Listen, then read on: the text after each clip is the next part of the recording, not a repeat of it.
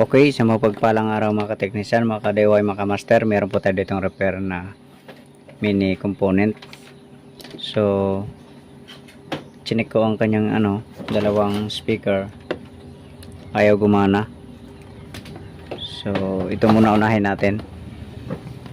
Bali, testing muna natin, saksak natin para malaman natin kung anong pinaka-issue nito. Ayan, saksak natin. Naka-on naman sa likod. Walang power.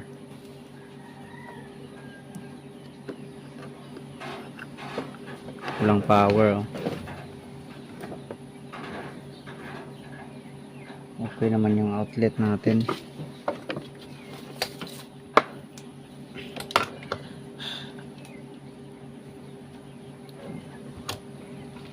So no power siya.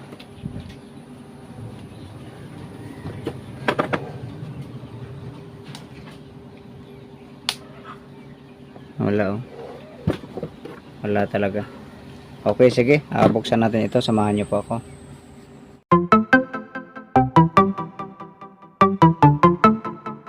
Ito, natanggal na natin yung mga screw nya.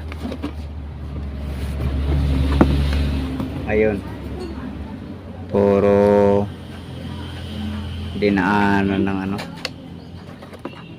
dinaanan ng gera sa loob. So pinasok ng mabait. Okay, linisan muna natin to, tapos dugtong na natin yung mga wire na naputol. Check natin yung speaker dito sa loob. Ito yung sub nya sa loob.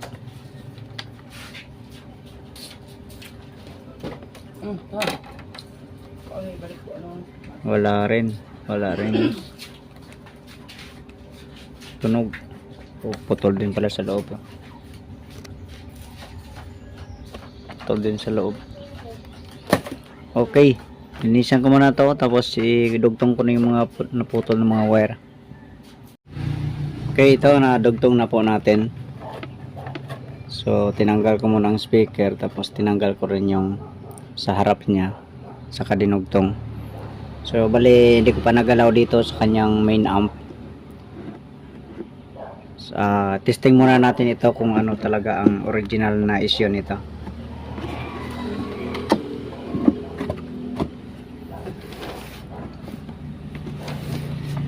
Off muna natin ito.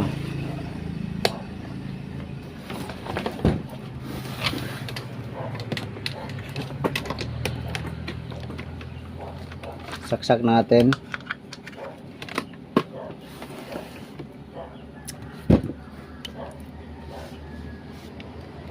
On ko sa likod. Ayun, may power na siya.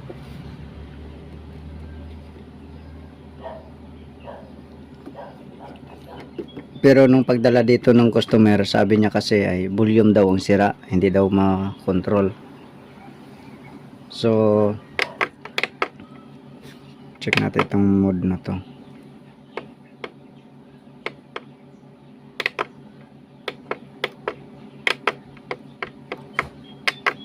Parang ayaw nang gumana. Tanggalin ko muna ito.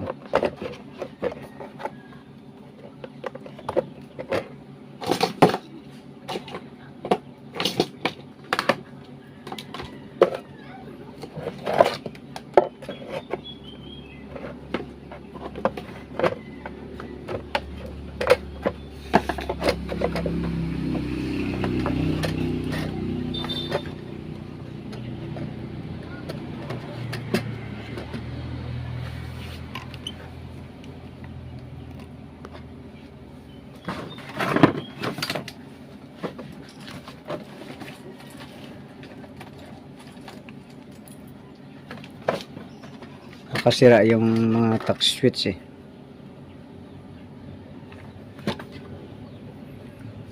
i-short natin itong mode nya.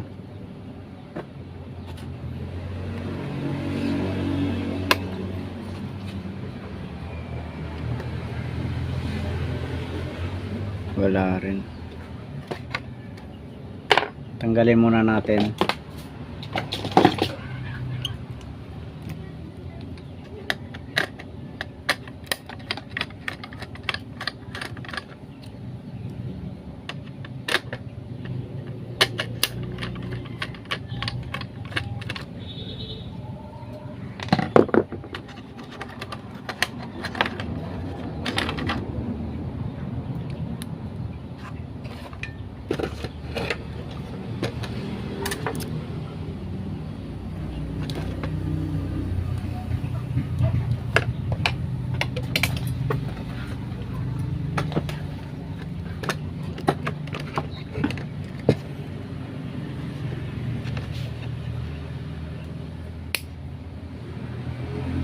walang response.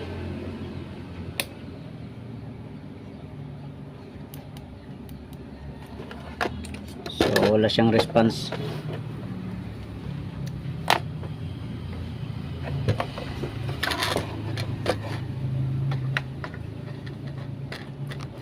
Dapat dito sa volume may audio to eh,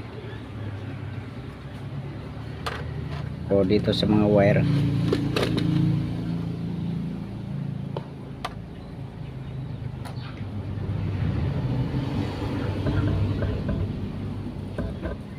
Ito may audio naman. So dito na lang banda tayo mag troubleshoot.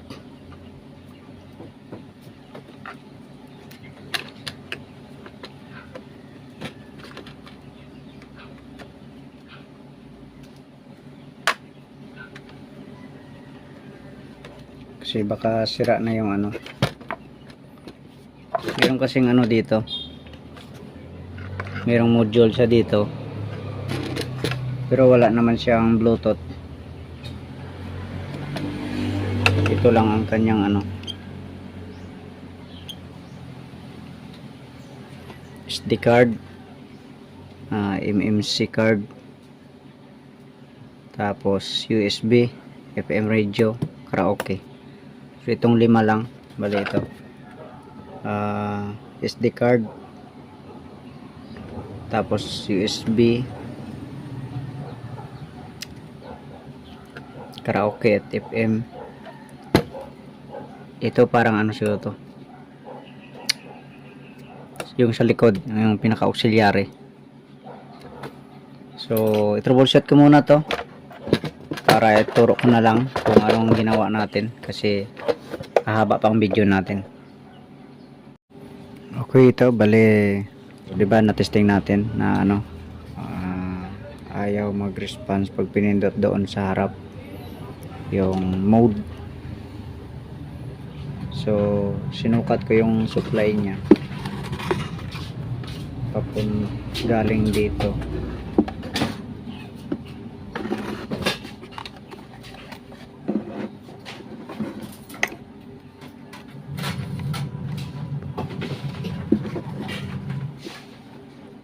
Ditong wire na to dumaan, bale dito yan galing sa diode na dalawa na to.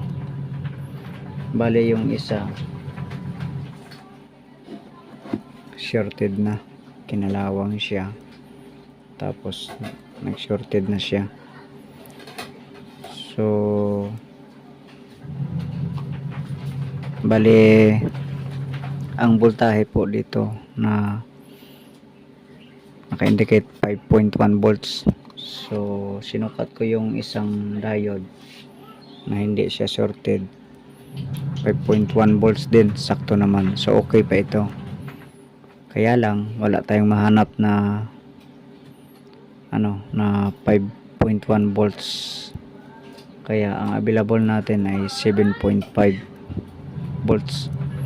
So ang sinusuplayan naman nito ay ang kanyang 4558, yung tone control doon sa harap. So dito siya tumagos kasi nung sinukat ko kanina walang supply ang isa, shorted nga yung isang diode, kaya sinukat ko doon papunta sa kabila, walang supply ang positive, negative lang ang meron. So ito yung shorted. Yan.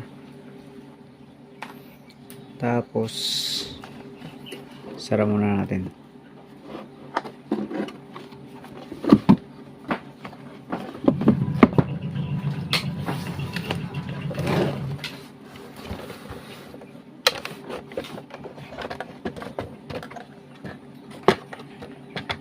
So dito po yun siya punta. So bali 4558 ang kanyang ano, mga sinusuplayan. So may power siya kanina kasi nga nung pagka-testing natin, dahil dito yon sa 5 volts. So normal naman kasi dito sa tone control ang walang supply ang isang positive. Oh yes, ang positive pa, tama, negative lang ang meron. So ito bali 4 na pirasong tack switch, pinalitan na rin natin yan. So ito yung 4, so napalitan ko na yan. So testing muna natin para mas makita nyo ang na nagre-response na siya.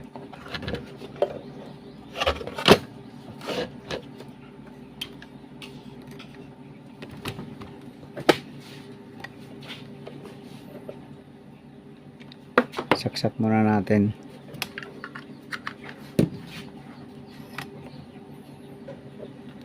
Power on natin sa likod. Ayan. So may power. Pindutin natin yung mode dito.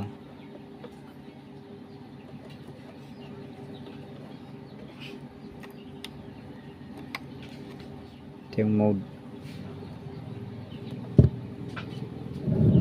So naka FM na po yan. Automatic pala na kapag in-on natin, automatic siya na naka auxiliary. Pero kapag pinindot natin dito sa mode, naka FM siya. Ayan.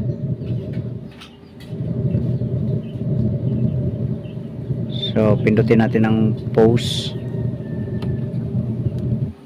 Ayan. Play natin ulit. Pindutin naman natin yung next.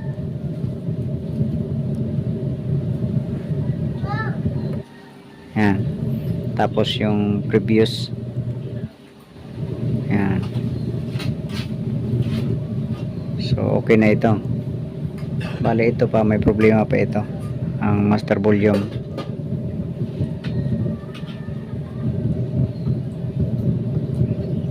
Pag ginamit ko siya sa auxiliary, pag sinagad ko siya, namamatay ang sound.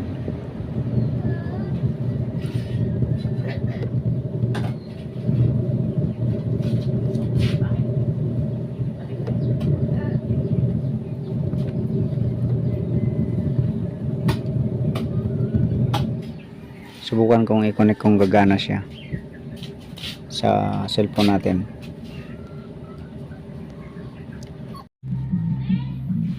Ito. So na-okayan pa siya kasi ang ginawa natin ay pinalambot natin. Pero kanina ito ay pag sinagad, humihina or namamatay. So ngayon okay naman siya.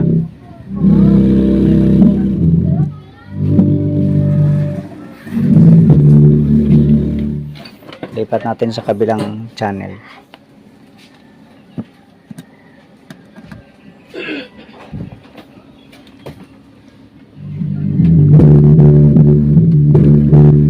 Okay na. Okay na siya.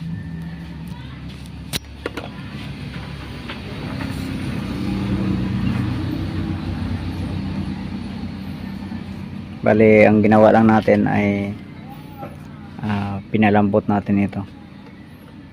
So nag-normal pa yung volume niya. Okay, sige, balik na natin ito. Ito na naman uli yung troubleshoot ko yung dalawang dalawang speaker kasi ayaw gumana to.